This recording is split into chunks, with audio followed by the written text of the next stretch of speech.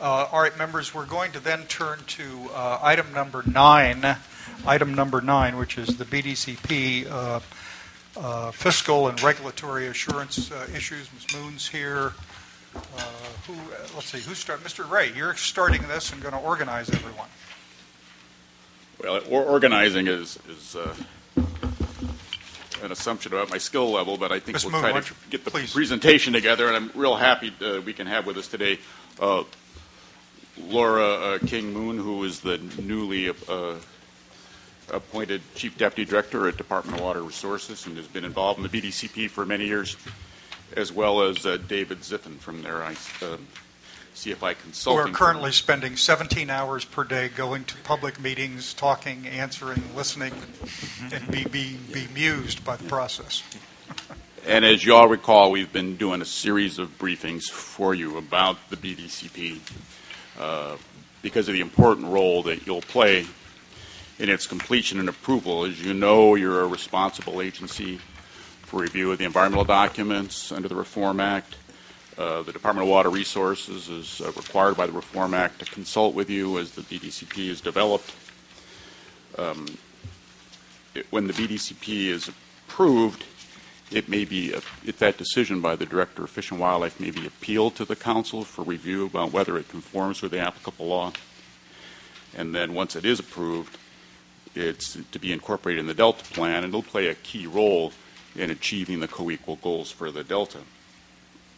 So it's important to us that we understand the BDCP, that we can do our best to give DWR advice about how to make it as successful as it can be, and that we're working with them to make sure that there's a fully developed administrative record and should the plan be appealed. And today we wanted to talk about two key elements of the BDCP, how it will be funded, how its implementation will be funded, and then the regulatory assurances that are provided to the BDCP agencies at the time of the plan's approval. In our staff report, we've tried to identify several issues that seem especially salient. The NCCP Act and similar language in the Federal Endangered Species Act requires that there be a funding plan that can ensure adequate funding to carry out the conservation measures of the plan. And that's a hard challenge to meet when you've got a 50-year plan in the face of the sort of uncertainties that the BDCP faces. The BDCP includes an extensive funding plan that Dave and Laura will discuss this morning. It's identifying potential funding sources that are likely to be available. And so one of the challenges that they face is being able to meet the standard, at least that's been applied by judges in reviewing some federal cases, that the funding plan needs to move beyond just speculative sources of funds that can't be necessarily relied on for future actions. So that's one of the questions, is sort of what are the fund sources and how reliable are they likely to be?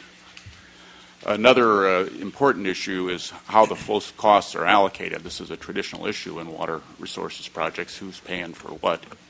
The Reform Act includes a particular provision that the water contractors are responsible for the costs, among other things, of constructing, operating, and mitigating the conveyance facilities, including fully mitigating the loss of property tax revenues that local governments might receive. And then there's other language in the Water Code dating back to the original authorization of the State Water Project in the 1960s, the Davis-Dolwick Act, that relieves the contractors from the responsibility of repaying the costs of enhancement of fish and wildlife or of recreation, but assigns to them the cost of preserving fish and wildlife. I think back in the day that probably meant the contractors paid for the fish screen and other related facilities at the pumps, but the state paid for the cost of planting bass in the reservoir. And trying to apply it in today's situation is a challenge. The plan does reference the beneficiary pays principle, and in its assignment of costs indicates at a large scale the sorts of programmatic responsibilities that the contractors would be expected to pay. Obviously, the willingness and ability of folks to pay is also important. These plans are voluntary agreements between the participating entities in this Department of Fish and Wildlife and at the federal level, the Fish and Wildlife Service and National Marine Fisheries Service. So there's no ability to require someone to pay costs that they're unwilling to or that they can't. And cost is certainly an issue in the ultimate decision about this project.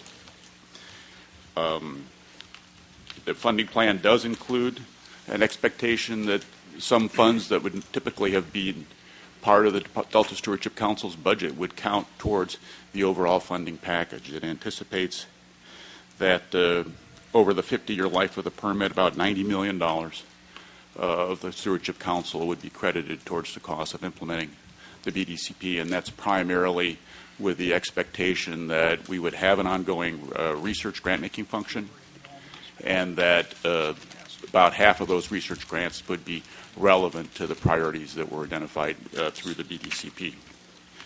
So those are some of the key issues, and we've tried to outline some points on page 3 of the staff report you might think about as you hear Laura and David's presentation. The other thing that we wanted to start talking about is the regulatory assurances that go with the issuance of the NCCP and the HCP, its approval. And just as the plan assigns costs to different parties, in some ways the regulatory assurances allocate the risk, so that there's some assurances for the participants that if there's unforeseen circumstances that result in a substantial change in the plan, that additional financial resources or restrictions on the use of those resources can't be required from the participants without their consent.